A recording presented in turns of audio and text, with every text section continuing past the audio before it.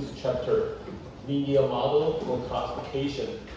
So in the following, I'm going to give a quick review about what I taught in the pre-recorded video, and in the rest part of this this course, I will try to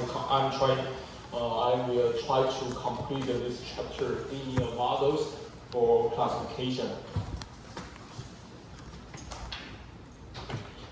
So let's have a quick review. In this chapter, we are going to talk about another important machine learning test, classification. The goal of classification is to take an input data point, and we try to predict its class label or assign this data point to one of k discrete classes. In the following, I'm going to use CK to denote the class label of class K.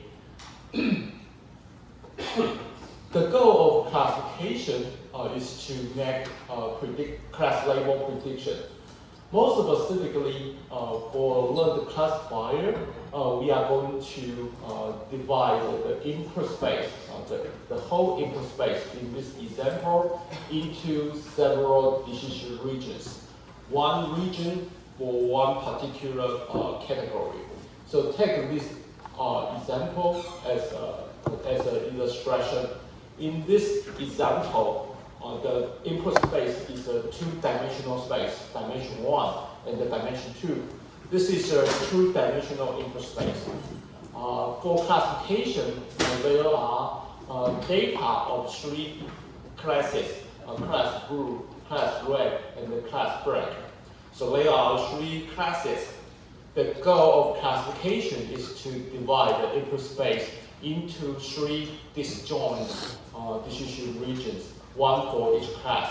Take this image as an example. This is the decision region for class blue, and this is the decision region for class red, and this is the decision region for class black. So as you can see in this image, the three decision regions are disjoint. And you might notice that this is the so-called decision boundary or decision surface. They are straight line in this example because we focus on linear classifier learning. So they are decision boundary either by decision linear classifiers. In this slide, let's talk about the notation used in this chapter. We also use capital N to denote the number of training data we have to learn the classifier for classification. X in bold, lowercase x in bold is used to indicate the feature vector for one particular training data. Xn is the feature vector for training data n, and the Tn is corresponding ground truth or corresponding target label for training. So in the classification task, unlike regression, the target label is categorical. For example, it could be either yes or no for binary class classification, or it could be dog, cat, or others for animal classification. So the learned machine learning model for classification is called a classifier. It's similar to regression or regressor in a regression problem. Let's look at the label representation or the ground truth representation. For two-class classification task, the ground truth of each training data, T, could be either 1 or 0, or it could be either a +1 or negative 1, depending on the formulation. Either case is fine for classification, binary class classification. For multi-class classification, we often use a Boolean vector to represent the ground truth for each training data. So this is an example. If the number of classes is 5, we use a 5-dimensional Boolean vector to record the ground truth for one particular training data. So as you can see in this example, all the elements are 0 except the ground truth category, which is 1. So as you can see in this example, because it is a 5-dimensional Boolean vector, it is used to indicate we are dealing with a 5-class classification task. And the second element is 1. It means that this data point, the ground truth of this data, of this training data is class number 2.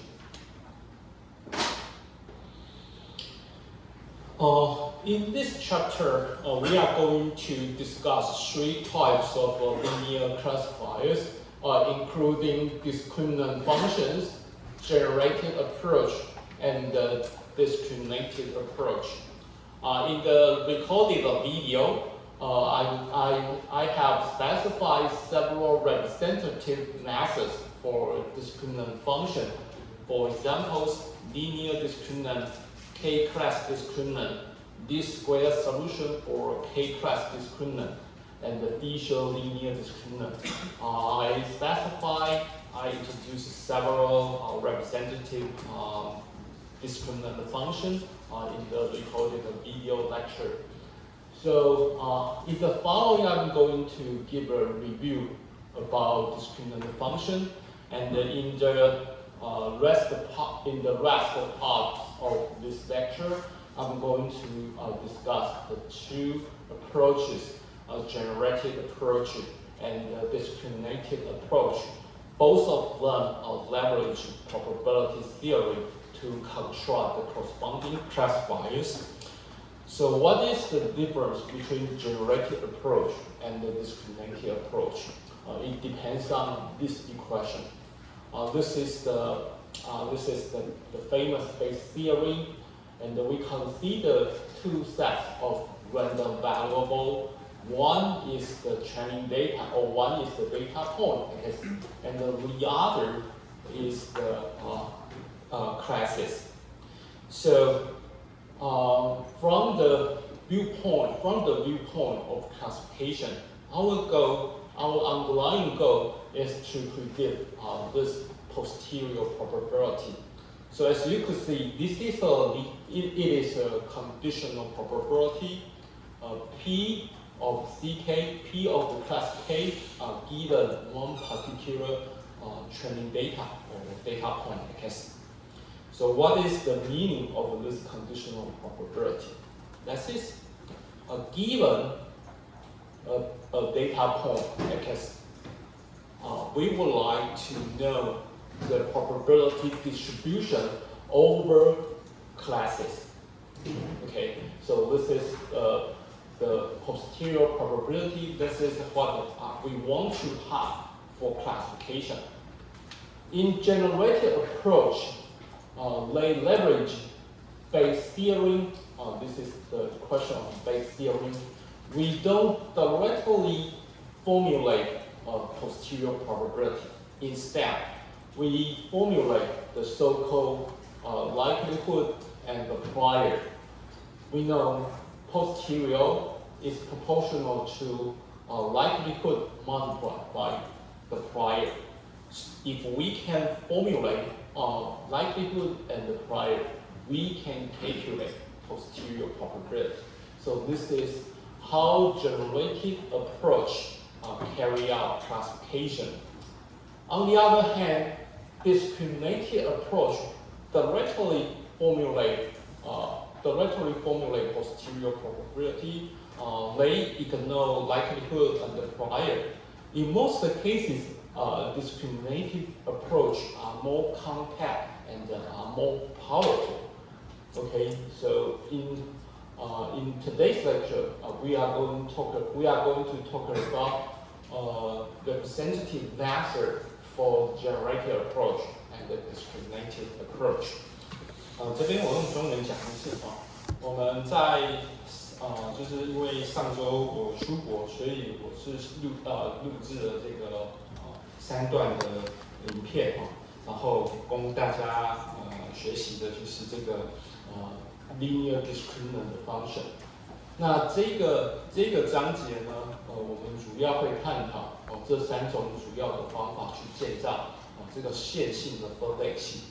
那在这个预录的这些教材里面呢，我们主要是着重在这个 discriminant function。那包含讲到的东西呢，包含了 linear discriminant， 然后还有 k-class 的 discriminant。那这些 linear discriminant 或者是 k-class 的 discriminant 都是靠 least square solution 来解答的。那我们也讲 least square solution 它是有 closed form solution 的。那除了这些以外呢，在这个video 的教材里面，我们也讲到了鼎鼎大名的 Fisher's linear discriminant。那这是一个非常效能蛮好的，然后又简单的这个方法。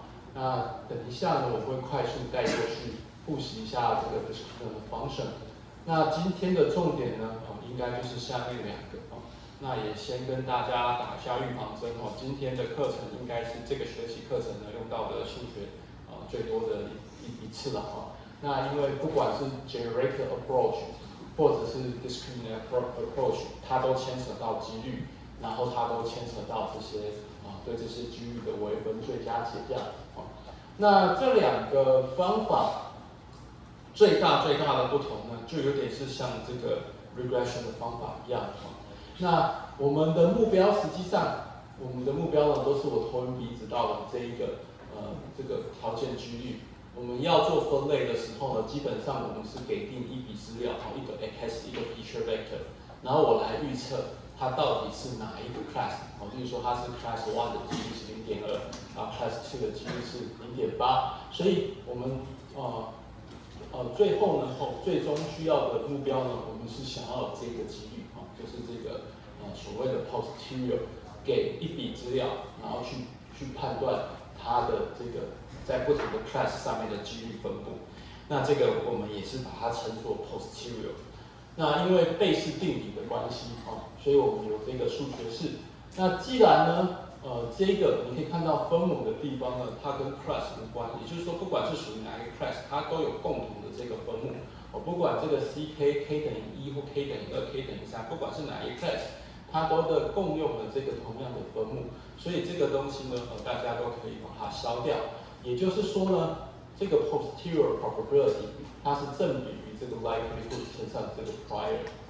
那这边呢，我们在 generated approach， 我们分别会去讲这2个东西呢，我们用什么样子的式子来公用给它。那一旦有了分子的这2个likelihood， 还有它的 prior 以后，那它的相乘呢，就正比我们需要的这个 posterior。这个是 generated 方法的工作的这个的想法。那 discriminated approach 这个 approach 它的做法呢，实际上它呢是直接就是针对这个 posterior 去下手去做。那所以一般来讲它就比较它的模型是比较小，然后呢在训练资料也够的情况之下呢，它的performance 通常是会比较好的。Okay, so let's have a review about what I told in the video lecture. To begin with, let's consider linear discriminant for two-class classification. Here is the definition of a linear discriminant, which is a linear function that takes an input input vector and predict its category. So in each linear discriminant, it employs a linear function given in this form, which is exactly the same as that in regression problem. So as you can see, y is the discriminant function, and it is applied to the input feature vector x. Because this is a linear function, so its formulation is given here. We calculate the inner product between the weight vector to be learned and the feature vector. Here is the bias. So as you can see, via the linear function, each data point is mapped to a real value. For classification, we would like to have discrete output, either 1 or 2, class 1 or class 2. So to carry out the classification, we employ additional threshold. For example, if we set the function to 0, 0 is the threshold. If the decision value is larger or equal to the threshold 0, we predict data as class 1, otherwise class 2. So this is the way to employ a linear function to carry out two-class classification. We employ a threshold to carry out two-class classification. How to deal with multi-class classification, or how to generalize the linear function for multi-class classification? We have described in the video lecture. We consider one of the two strategies to combine multiple linear functions to carry out multi-class classification, including one versus the rest and the one versus one strategy. Okay, so you can use either strategy to carry out classification. To optimize the linear function or to optimize the k-class discriminant, we first consider this square solution for classification. We know this square solution is widely used in a regression task. We consider sum of square error, so we apply the same strategy to classification, and let's look at its performance. So let's look at how to formulate a classification optimization as a least square solution.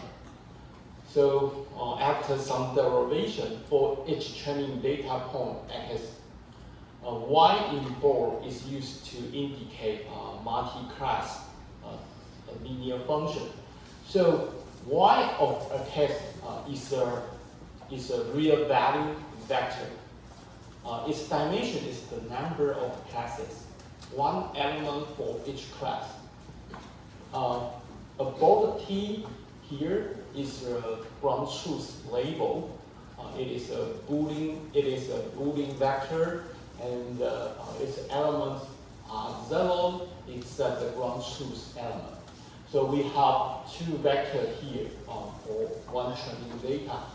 This is the ground truth, and this is the prediction by using a k-class discriminant. So we would like to minimize their difference. In other words, we would like to consider square error between ground truth and the prediction.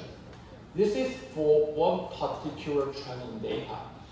If we consider multiple training data or all the training data at the same time,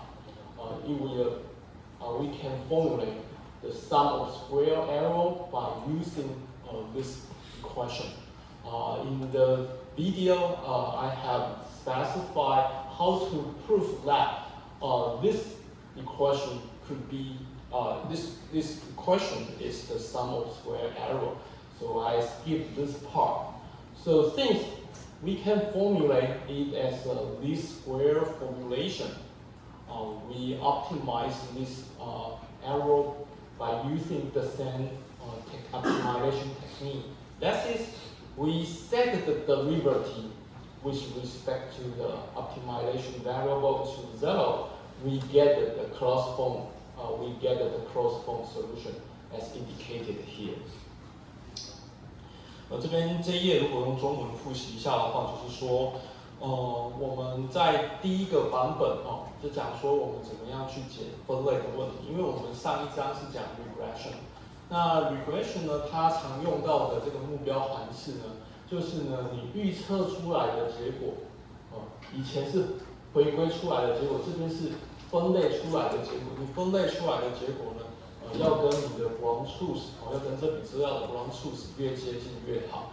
那我们知道，在一个多类别的分类的问题的时候，一笔资料它的这个 label 的 representation， 就是它的这个资料的表示方法呢，它就是一个这个布林的这个 Boolean vector，那它的维度就是 class 的维度，那全部的它里面的这些 element 通通都是零，除了正确答案的那个类别是1以外，其他的通通都是零。那所以这个呢，这个就是这一笔训练资料的它的 ground truth。那 y of x 呢，这边我省略掉我们上周的教材里面所讲过的哦。那这个 j 比 x 这个资料呢，丢到这个刚刚所说的这个 k class discriminant 以后，它也会去预估它在哪一个 class 的几率是多少。所以呢，这个 y of x 呢，它的这个维度大小也是呢就是这个 class 的个数。那每一个 element 呢，就是里面去记载了它是在每一个 class 的可能性。所以这两者之间呢，我希望我预测出来的结果跟我的 ground truth 越接近越好。那如果我们要沿用我们在回归里面所学到的知识的话，那我就希望它的这个平方差它的这个 square difference 越小越好。那这是考虑一笔资料的。那如果我们呢，一次考虑所有的训练资料以后，它就会变成是这一个看起来有点复杂的数学式。那这些数学式呢，上周这个教材里面有讲过，就是说呢，我们怎么去证明这个东西呢，确实就是 sum of square error。那既然目标函是写出来了，那解法就跟我们在回归的时候学的一样，令这个目标函式对变数就是 w tilt 的微分等于0，我们就可以得到最佳解。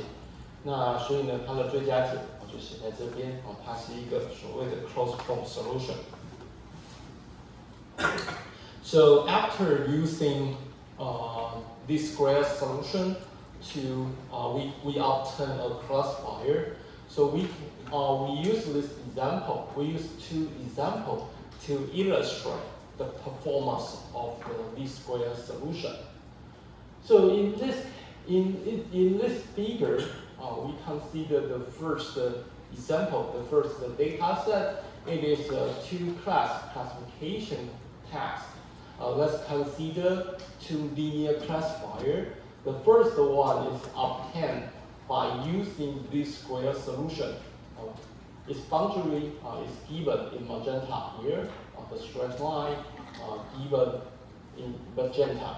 The second linear classifier is obtained by using logistic regression. Don't be confused by its name, regression. Actually, it is a linear classifier, and we are going to talk about logistic regression. It is a representative classifier in the discriminated approach. So this is a classifier, and it is its decision boundary. So in this example, the two linear classifiers work well because they can separate the data into two classes with no training error. However, when we consider the second example, the blue class comes with additional training data. So it is a two-model distribution. In this situation, as you can see, logistic regression performs well, and this data set is linearly separable. As you can see, the decision boundary by this square solution perform not satisfactory. It makes some training error. Some training data here are misclassified. So this square solution is not a good solution for learning a linear classifier. The reason is that, as you can see, this is the training data of class group, and this is also they are also training data for class group. Their feature vectors are different because they are far away from each other. It is difficult to map different feature vectors to the same target by using linear classifiers. 这一页投影片其实在讲一个重点，就是说呢，大家在文献上，几乎看不到使用 least square solution 来去解这种线性分类的问题，就做最佳化的问题。为什么？主要原因是因为它的效果并不好。那这边呢就是一个例子，大家可以看到，其实呢这也是一个二元分类的例子。那它应该是 linearly separable， 可是即使在这种情况之下 ，least square solution 它做出来的解答就不是那么的好，它会把一些训练资料，这些蓝色这些训练资料混错。那为什么会有这样子的原因？为什么会有这样子的问题呢？那这边大家可以看到，这边这一团也是蓝色这个类别，那这一团的训练资料也是蓝色的类别。那它们是在一个二元的，它是在一个二维的输入空间。你看到这两团资料，它彼此距离很远，那代表的意思呢，就是代表说它们的 feature vector 长得非常的不像。那长得非常不像，会对 least square solution 造成什么样子的困扰呢？我们可以从这个数学，我们可以从这边就可以看得出来。因为呢，这两团资料都是蓝色这个类别，所以它们的 ground truth 它们 t 都是一模一样的，它们的 ground truth 都是一模一样，它们的 vector t 是一模一样的。可是呢，它的 feature vector x 在这两团里面呢，它们的 feature vector x 却是长得非常不像的。那我们呢，却是希望呢，用一个共用的一个线性的模型，一个矩阵，把它投影到都是同样的一个位置啊，这样它才可以去 minimize 这个 least square difference。那基本上这个事情是办不好的那尤其是在这种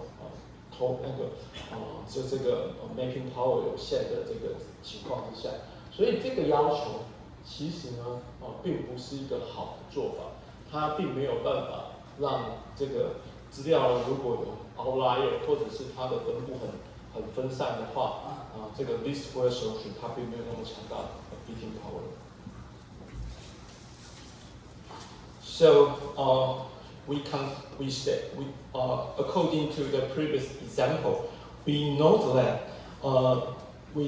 that the objective function, least square difference, is not an optimal objective function for classification. The reason I have mentioned previously. So let's consider important modification. Let's consider Bezier linear discriminant. In Bezier's linear discriminant, we change the objective function. We no longer require that we no longer want to project all the training data to the same ground truth of each Boolean vector. So let's consider another objective function. Actually, in Bezier's linear discriminant, we consider two criteria. The first criterion is that we would like to maximize the distance of projected data mean. We want to separate the data mean after projection. The second criterion is that we want to minimize the variance for data of each class. So after projecting data of class into a low-dimensional space, we want to minimize its variance. So there are two criteria. We want to consider the two criteria at the same time. So this is an elegant way to combine the two criteria. In the numerator, we consider the first criterion to maximize the distance between the projected mean. So we would like to maximize the numerator, maximize the distance between the projected data. And on the other hand, our goal is to maximize the fractional number. So to maximize this fractional number, we need to minimize its denominator. So in the denominator, we minimize the variance, intra-class variance for the training data of the two classes。那这一页投影片讲的呢，就是一个崭新在当时代一个崭新的方法叫做 Fisher's Linear Discriminant， 因为它的作者的 last name 是 Fisher， 所以这个叫做 Fisher's Linear Discriminant。那我们刚刚说，我们把所有的资料，同 class 的资料呢，把它希望呢，它的这个投影我们希望呢，它跟它的 ground truth t 呢，越近越好。这个目标函数呢，其实并不合理，所以呢，在这边呢，我们就改变了我们的这个目标函数。那其实这个目标函数呢，在 FLD 里面呢，它同时考虑2个因素。我们要做分类，那分类就是把不同类的资料把它分开来。那什么叫那直觉的做法呢？就是希望呢，我希望这边有一类红色的，这边有一类蓝色的，我希望这2类的资料拉得越远越好。那所以这个就是第一个条件那第一个 criterion 这是第一个条件。我希望呢，这两个类别呢，它经过投影以后，或经过学习了以后，那它的这个 data 的 mean 在低维度空间投影后的空间呢，它的距离越远越好。所以呢，如果我们只考虑2个 class 的话，我希望呢，这个 M2 就是第2个 class 它投影过后的平均。那 M1 呢，就是第一个 class 经过投影后的这个平均。我希望2者之间呢，差得越远越好。那如果我们把2个资料的平均拉得越远越好是第一个目标的话，那它会有什么样子的问题呢？就是呢，如果我们把它的2个 class 的平均把它拉得越远越好，可是呢，如果2个 class 它各自分布得很广，那2个 class 其实又会交集在一起。所以呢，另外一个条件呢，就是呢，我希望呢，每一个 class 经过投影后，假如说第一个 class 还有50笔资料，那我希望呢，这50笔资料能够聚集在一起。那聚集在一起呢，有一个写法就是它的 variance 越小越好，它的这个扩散程度越小越好。所以呢 ，SK 呢就是 SK 的平方呢就是呢第k个 class 它的这个 covariance 它的共变因数。那我希望呢，它的这个 variance 越小越好。所以我希望呢 S1 就第一个 class 的它的 variance S1 平方，跟它的这个第2个 class它的这个 covariance S2 平方，我希望这2个东西越小越好。所以呢，一方面我希望这个蓝色画的越大，那我另外一方面我又希望呢，这个红色的这个 criterion 越小。那我这边讲了一个FLD 用一个很聪明的方法，把这2项呢同时满足怎么同时满足呢？它写成这个分数的方式那分子呢放要最大化的，分母放要最小化的。那我把整个分数当成是我的目标函数去最大化的时候，它同时呢就要让这个分子最大化，分母最小化，也就是这2个目标函数兼顾。So after some derivation, we can find that Fisher's linear discriminant could be derived as a dimensionality reduction formulation. So we define the two covariance matrices. The first one is between class covariance matrix. Its definition for two-class classification is given here. And SW is within class covariance matrix. Its definition is given here. So the objective function, as could be checked, this objective function can formulate in this way, and the learnable, the optimization variable is W. We would like to project the data to a one-dimensional space, so we can learn W. And this objective function can be formulated as its equivalent constraint optimization problem. So this is the corresponding constraint optimization problem. To solve a constraint optimization problem, we often employ Lagrangian function and the Lagrangian multiplier. So this is the constraint optimization problem, and this is its corresponding Lagrangian function. let's look at the relationship between the optimization task and the Lagrangian function. As you can see, the Lagrangian function is composed of two parts, the first part and the second part. The first part is constructed by directly copy the objective function. So this is the objective function in the constraint optimization problem. We copy this part to yield the first part of the Lagrangian function. If we use a Lagrangian function, we need to introduce Lagrangian multiplier. We need to introduce one Lagrangian multiplier for each constraint. So in this optimization problem, we have exactly one constraint. So we need to introduce one Lagrangian multiplier. And the Lagrangian multiplier becomes an optimization variable. It is lambda here. So we list the second part of the Lagrangian function by including the multiplication between Lagrangian multiplier and its corresponding constraint. The constraint is here. We copy the constraint here. So this is the so-called Lagrangian function. We set the derivative of Lagrangian function with respect to w to 0. We get the necessary condition for being optimized or the necessary condition for being an optimal solution. So this is the resultant condition. Okay, so as you could see, this is the eigenvalue problem. SB and the SW are square matrices, and the W is a vector. So we are going to solve a generalized eigenvalue problem. So the eigenvector is the optimal solution for this task. So if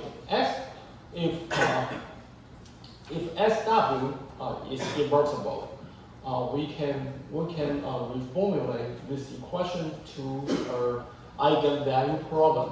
So W is the eigenvector of this matrix SW inverse by SB.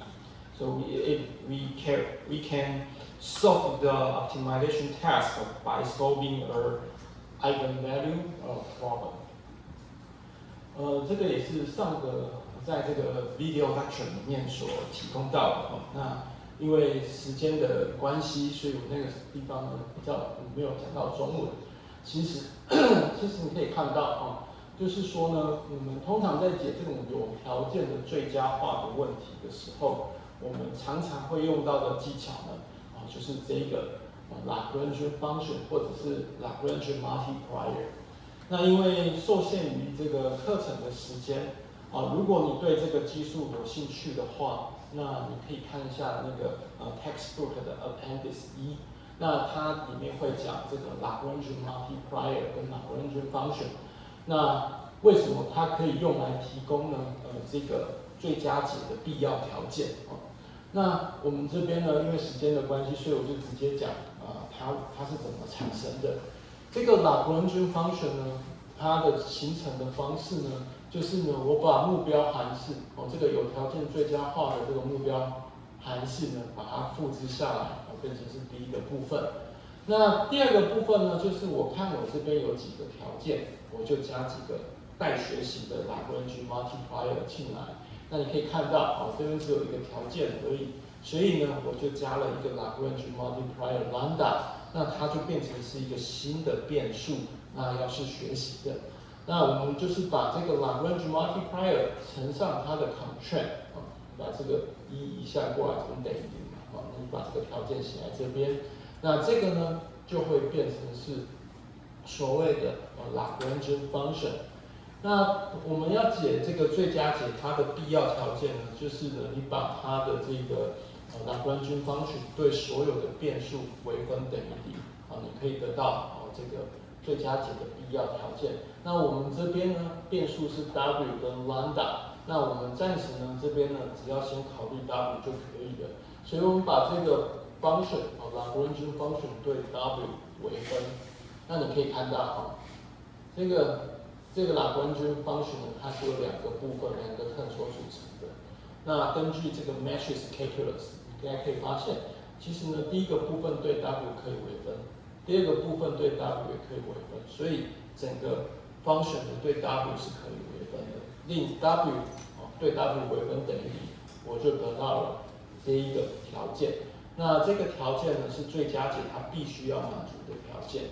那你可以看到就是最佳解呢必定是这个eigenvector就是这个generalized eigenvalue problem 的 eigenvector 才有可能是最佳解这样子那通常呢，你解这个问题也可以啦，解这个同样的问题也可以。如果 SW 的 inverse 是这个 full rank， 它是 invertible 的，你就把它移下过来，我就变成解 eigenvalue problem。那解 eigenvalue problem 的时候呢，我们知道如果它是 full rank 的，那你可以算它的这个 eigenvalue。那 eigenvalue 可能会有很多，那对应到的 eigenvector 也很多，我到底选哪一个呢？那这个时候呢，我们可以呢，例如说你把这个数学式你把它看一下就是呢 SBW 等于 lambda SW 再乘上 W。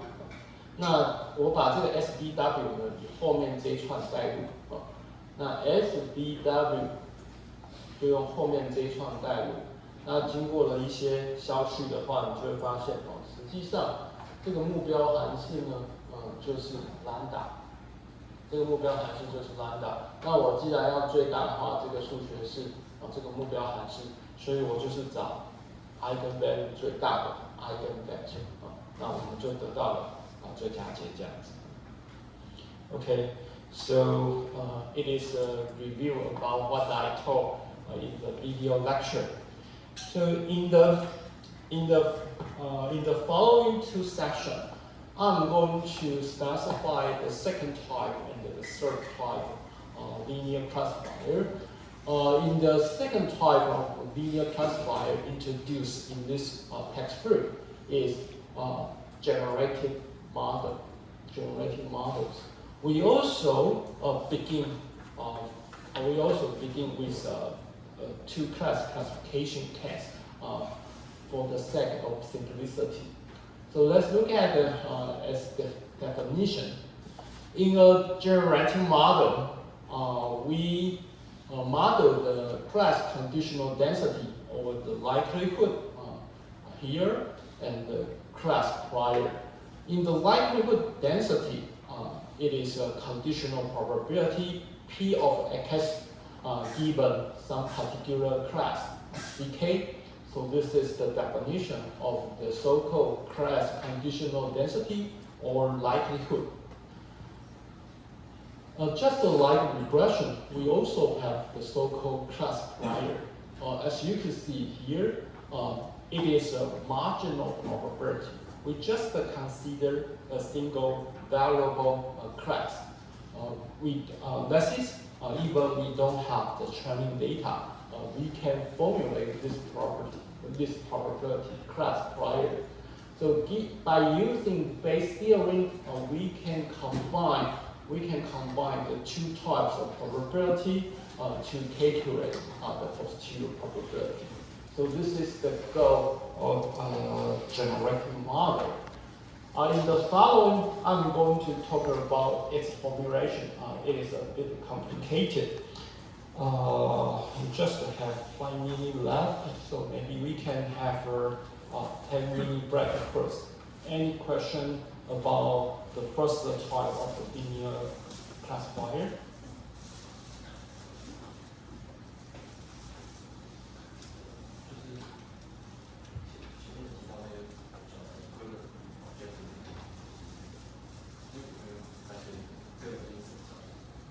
Okay. The question is about how to convert this objective function to this equivalent constraint optimization problem. So I'm going to specify this in English followed by Chinese. According to this objective function, we can find their important properties. Let's say the optimal solution W is scale invariant. So if you say W is the optimized solution, we multiply W by a positive constant. Say we multiply W by 2W. So I would like to claim that 2W is also the optimal solution. As you could see, 2 will be cancelled because it both present in the numerator and the denominator. So we say W is scale invariant. So let's focus on the denominator. Since W is scale invariant, we can always find a constant such that if you multiply W by the constant, its value is equal to 1. So let's consider this special case. So the denominator should be 1, so it will form this constraint. We will focus on optimize numerator since the denominator is forced to be 1. So this is equivalent. This is equivalent to have this constraint, and we maximize the numerator. When we maximize the numerator, it is equivalent to minimize its negative numerator. So originally we want to maximize this term W transpose SBW. It is equivalent to minimize minus W transpose SBW, and the coefficient does not affect the optimal solution. So this is how to convert this objective function to a constraint optimization problem. 我把这段呢，我也用中文讲一次。就是刚刚这位同学问的呢，是说这一个目标函数这个分数的这个目标函数有分子跟分母的，为什么它可以等同于这个有条件最佳化的问题那首先我们看到这个目标函数，那如果我宣称W 我找到了最佳解，那我把 W 呢乘上任何一个非零的一个常数，那我都宣称这个呢非零的常数呢乘上这个 W 以后，它仍然是最佳解。我刚刚的例子就是呢，如果我知道 W 是最佳解的话，2W、5W 都会是最佳解。为什么呢？因为你可以看到你把这个 W 乘上一个常数倍假如说乘上卡帕倍那卡帕出现在这边，卡帕出现在这边分母出现2次，那卡帕也出现在分子也出现2次，因为它不是零所以它可以消去，分子跟分母可以消去，所以它得到的这个 objective function 的值是一模一样的。所以当你乘上一个常数，你把一个 W 呢最佳解的 W 乘上一个常数了以后，并不影响结果。那我们说这个性质叫做 scale invariant，我们把它乘上一个常数倍都不会影响这个目标函数。那就是因为这样子，我们把底下这一个因为 SW 呢它是一个正定的矩阵，所以它这个乘起来的它的分子和它的分母呢一定是一个正数。那一个正数呢，我把它乘上一个卡帕倍了以后，势必呢我一定可以找到一个卡帕的值，令它的这个分母就是等于1就是这样子的一个情况。那既然我有这个弹性，就是去把那个 W 乘上一个常数倍，那我的选择呢，就是我找到一个常数倍，乘下去了以后，让它的分母刚刚好等于1。那这样为什么要这样做呢？因为这样子做了以后，我就可以专注在这个分子的最佳化。那分子的最佳化呢，我希望可以把这个分子的这个地方最大化。那其实最大化呢，就好像是它的取完负号的东西的最小化。那这边多了一个1/2，这些都无妨，这并不影响最佳解。所以呢，这个就是为什么这个目标函数它可以用一个等价，我们说它是一个 equivalent 的这个有条件的最佳化的方式来做。那既然它是一个有条件最佳化的方式，接下来就是如同刚刚前述的，就我们使用 Lagrange multiplier， 然后呢就解出来。虽然它的这个推导有点复杂，但它的结果很简单，就是解 eigenvalue problem 这样子。好，那我们休息10分钟哈。Let's have a 10-minute break.